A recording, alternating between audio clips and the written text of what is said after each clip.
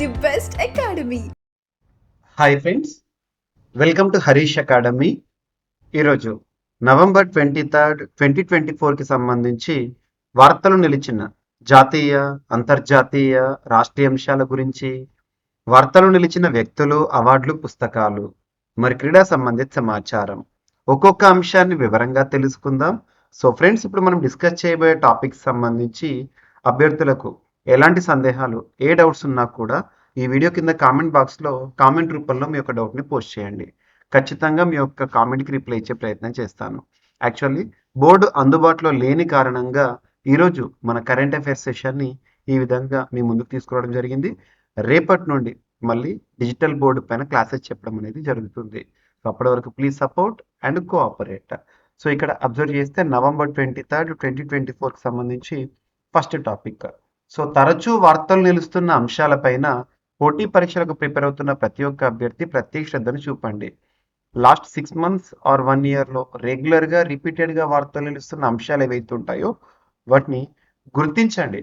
Examination point of వ్యూలో గుర్తుపెట్టుకోండి, ఆన్సర్ని గుర్తిస్తే సరిపోతుంది. సో ఇక్కడ అబ్జర్వ్ చేస్తే అలాంటి టాపిక్స్లో ఒక టాపిక్ వాల్కనోస్, వార్తలు నిలుస్తున్న ప్రాంతాలు. సో ఇక్కడ ఐస్లాండ్లో ఒక అగ్నిపర్వతం విస్ఫోటనంతో వార్తల్లోకి వచ్చింది. సో ఆ అగ్నిపర్వతం పేరేంటంటే రెగ్జానెస్ ద్వీపకల్పంలో అగ్నిపర్వతం ఉంది. ఇక్కడ ఆ అగ్నిపర్వతం పేరు కూడా రెగ్జానెస్ అని గుర్తుంచుకోండి. సో ఇటీవల తరచూ బద్దలవుతూ చుట్టుపక్కల ప్రాంతాలకి సమస్యాత్మకంగా మారి వార్తలు నిలిచిన రెగ్జానెస్ అనే ఒక అగ్నిపర్వతం లేదా ఒక ద్వీపకల్పం ఎక్కడ ఉంది అంటారు. So southern part of Iceland అని గుర్తుంచుకోండి. సో ఇటీవల తరచూ ఇది వార్తల్లోకి వస్తుంది. లాస్ట్ 1 month బ్యాక్ కూడా మనం డిస్కస్ చేసాము.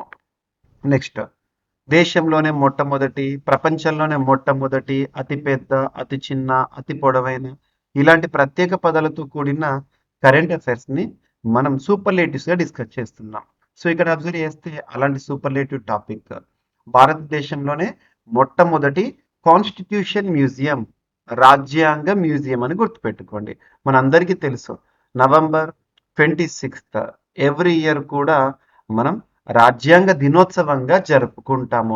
మనం 1949 నవంబర్ 26 దీని యొక్క ప్రత్యేకత ఏంటో మీ అందరికీ తెలుసు. ఎందుకంటే పోటీ పరీక్షకు ప్రిపేర్ అవుతున్న ప్రతి ఒక్క అభ్యర్థి రాజ్యాంగం గురించి తెలిసి ఉంటుంది.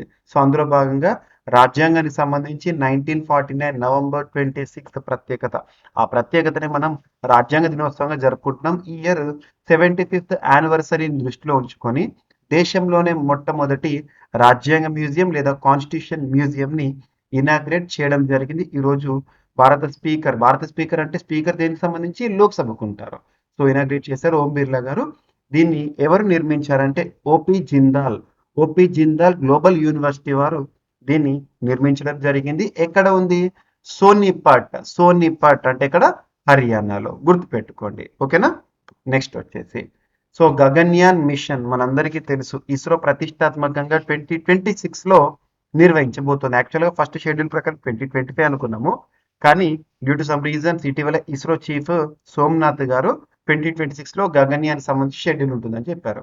సో ఈ గగన్యాన్కు మానవ సహిత ప్రయోగం, గగన్యాన్కు సహకరించనున్న దేశంగా ఆస్ట్రేలియా వార్తల్లోకి వచ్చింది. సో ఇక్కడ అబ్జర్వ్ చేస్తే అంతరిక్ష కార్యకలాపాల్లో భారత్ ఆస్ట్రేలియా మధ్య పరస్పర సహకారం మరింత బలపడనుంది. ఇందుకోసం భారత అంతరిక్ష పరిశోధన సంస్థ, Indian space research organisation ISRO, Australia అంతరిక్ష సంస్థ ప్రత్యేకంగా ఒక ఒప్పందాన్ని కుదుర్చుకున్నాయి.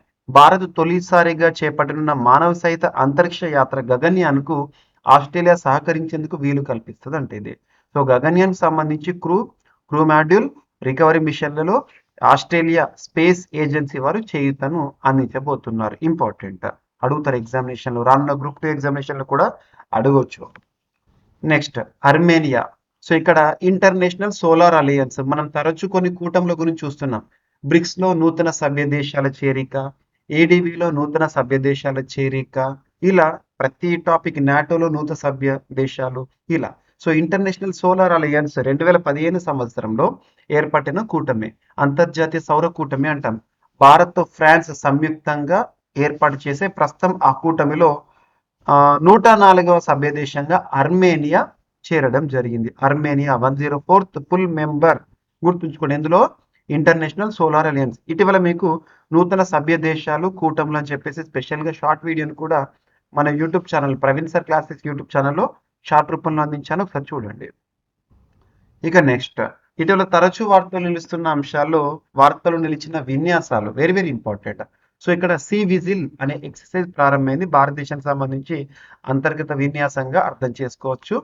సముద్ర భద్రత కోసం, సో మెరైన్ ప్రొటెక్షన్ అనుకోవచ్చు, సముద్ర భద్రత కోసం సీ విజిల్ ప్రారంభం. ఈ విన్యాసంలో 500కి పైగా యుద్ధ నౌకలు, విమానాలు, హెలికాప్టర్లు, బోట్స్ అనేవి పార్టిసిపేట్ చేయడం జరుగుతుంది. సో ఇక్కడ అబ్జర్వ్ చేస్తే ప్రపంచానికి తమ రక్షణ శక్తిని చాటి చెప్పేలా సమర సన్నద్ధ ప్రదర్శన సీ విజిల్ 2024 దేశవ్యాప్తంగా ప్రారంభమైంది. భారత నౌకాదళం, తీరగస్తీ దళం, మెరైన్ పోలీసు వ్యవస్థలు ఉగ్రవాదులకు సవాల్ విసురుతూ తీర ప్రాంతంపై భారత రక్షణ దళ పట్టుని ప్రదర్శించేందుకు 2018 నుంచి ఏటా 2 రోజుల పాటు సీ విజిల్ పేరుతో విన్యాసాలు నిర్వహిస్తున్నారు. 2 రోజుల పాటు భారత నౌకాదళ నేతృత్వంలో సీ విజిల్ 2024 పేరుతో యుద్ధ విన్యాసాలు నిర్వహిస్తున్నారు.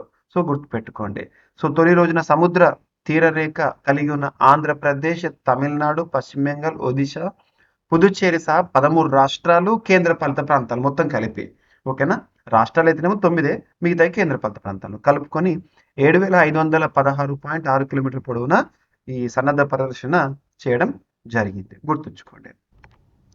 ఇక second, Bharat Japan joint service staff talks అనేవి ఇటీవల న్యూఢిల్లీ వేదికగా ముగిశాయి గడిచిన నవంబర్ 20వ తేదీన.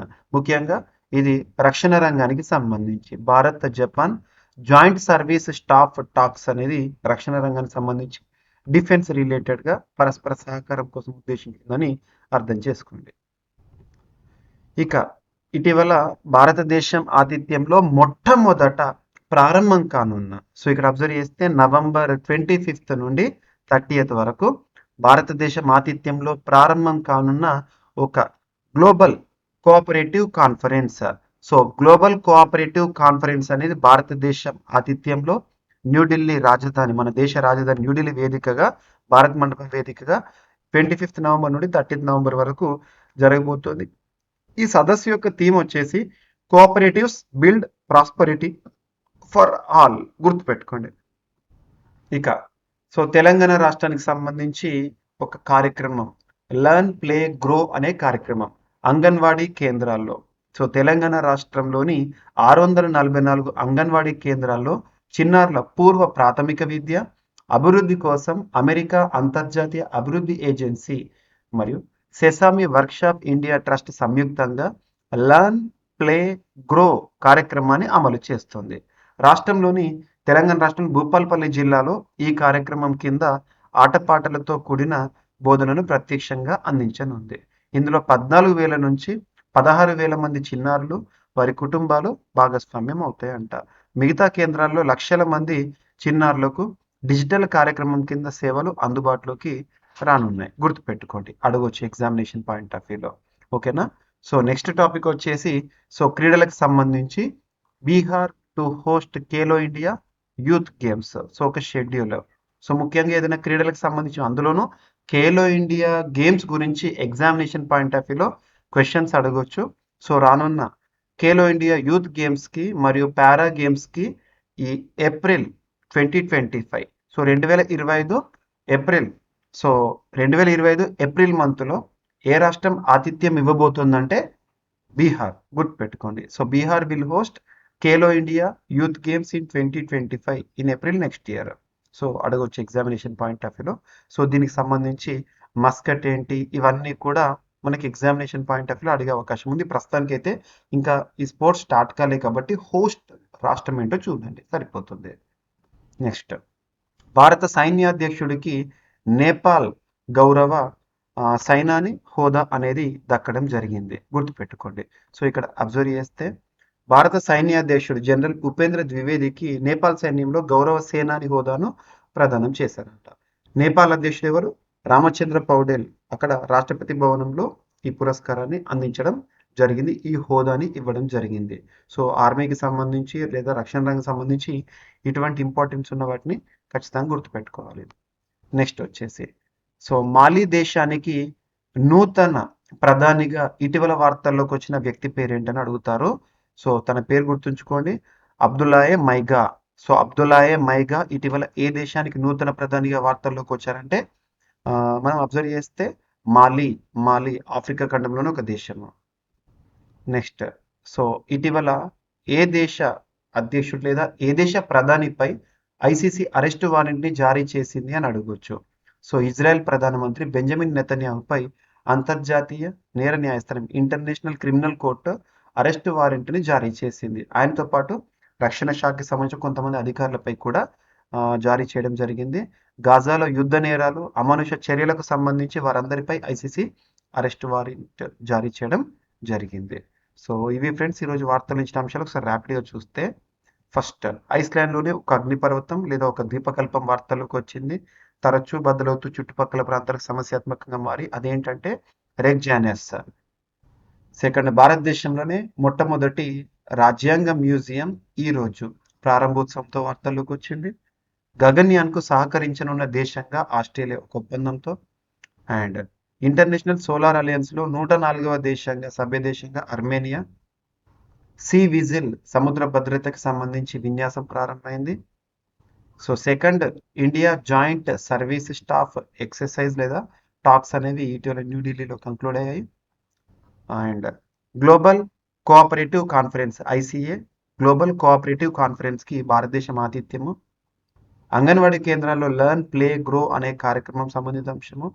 అండ్ రానున్న ఖేలో ఇండియా యూత్ గేమ్స్కి బీహార్ ఆతిథ్యం ఇవ్వబోతోంది.